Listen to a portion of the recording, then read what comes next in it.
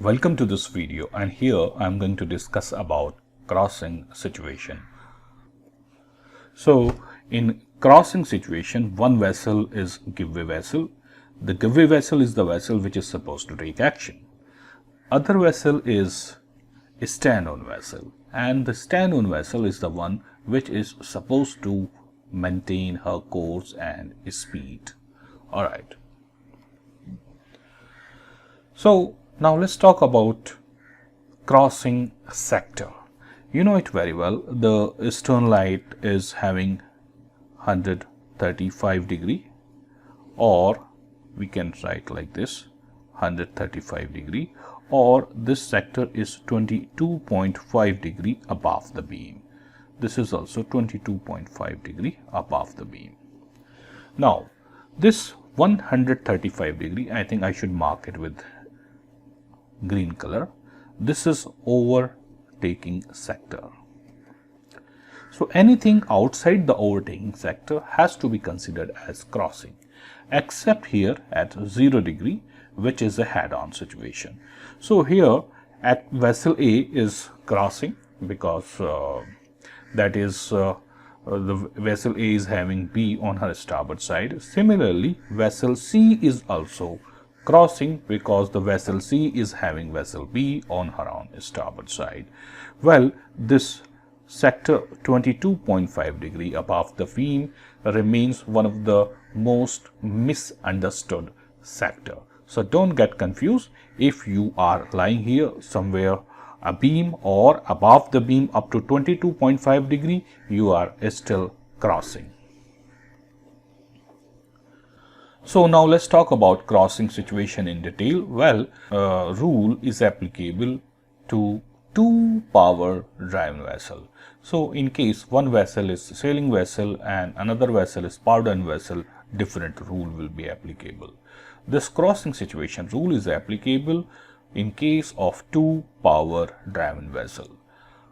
And here the giveaway vessel shall avoid crossing ahead of the other.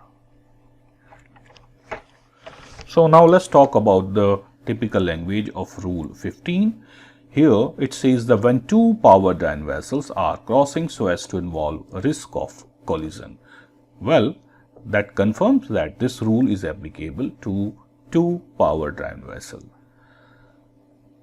And there is a risk of collision, then the vessel which has the other on her own starboard side shall keep out of the way and shall, if the circumstances of the case admit, avoid crossing ahead of the other vessel. Now let's talk about preferred action. So the first is option 1, and option 1, this is giveaway vessel, this is a stand-on vessel, and as we have established that the giveaway vessel is supposed to take action, then it has to alter course to starboard, pass astern of a stand-on vessel like this. Of course, this is a very clearly visible action. Then let's talk about option 2. Here you will alter course to starboard like this and steer parallel to other vessel, and as this vessel will pass, you can just pass, start altering course, come back to the original course.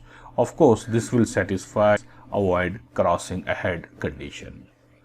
Then there is another option, that is reduce speed or stop.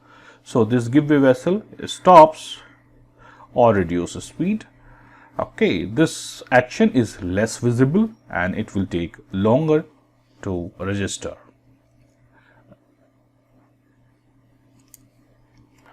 Then there is option 4, that giveaway vessel will alter course to port. Well, this is quite illogical, but in case you have sufficient distance, ample distance, and if you decide to cross ahead, that is the time you can do so. That means you have to avoid crossing ahead. Now let's study action by giveaway vessel. So every vessel which is directed to keep out of the way of another vessel shall, so far as possible, take early and substantial action to well clear. So, well, what do we mean by early action?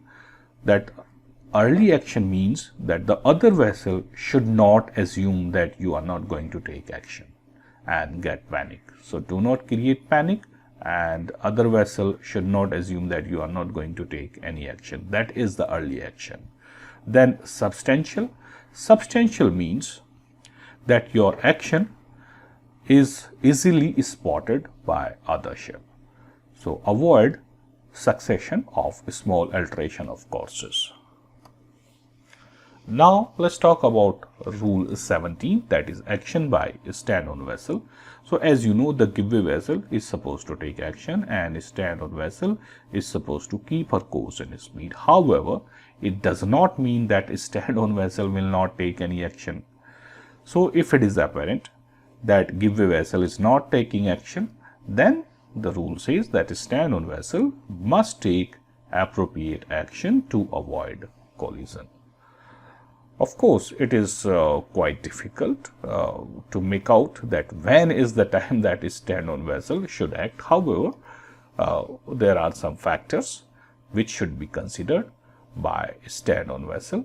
Say, for example, speed of approach of other vessel, or you are approaching harbor, or maneuverability of your own vessel and estimated maneuverability of other vessel. These are some factors which you should consider as a stand-on vessel when to act. So, if stand-on vessel is so close that the action by giveaway vessel alone will not be sufficient, then that is the time stand-on vessel must take action, and that action should be as will best aid to avoid collision. That is the recommendation of Colragh. Now, let us consider this scenario. The giveaway vessel is supposed to take action and stand-on vessel is supposed to maintain course and speed. The rule says clearly, when you are pretty close, that is the time the stand-on vessel shall not alter course to port, because that is the time if this giveaway vessel start altering course to starboard, they will turn into each other and there will be collision. In fact, you should note that even stand-on vessel should make large alteration, and that should be bold and effective action. All right.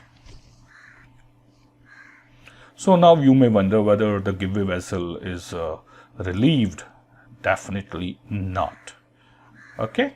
Yes, it is not an excuse for giveaway vessel for not to take action. Then let's talk about 4 stages of collision. So, stage 1, the two ships are at very long range, that is giveaway and stand-on vessel, and that is the time both the vessels are free to take any action.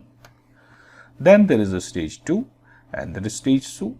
The rule says that the vessel B, that is stand-on vessel, is supposed to maintain course and speed, and vessel A is supposed to take action. That is, giveaway vessel is supposed to take action and stand-on vessel is supposed to maintain course and speed. Then stage 3, that giveaway vessel is not taking action, that is the time action is permitted by stand-on vessel. Then you need to sound the signal, at least 5 or more short rapid blast on whistle, or in the night use Aldis lamp. Draw the attention of giveaway vessel. It is recommended not to use VHF in this scenario because you will lose very precious time. Then stage 4, you are pretty close, and even if giveaway vessel takes action, that will not be sufficient. As a stand-on vessel, you have to take action, and that is the time it is recommended that the stand-on vessel will avoid altering course to port. All right, and it has to take action which will best aid to avoid collision.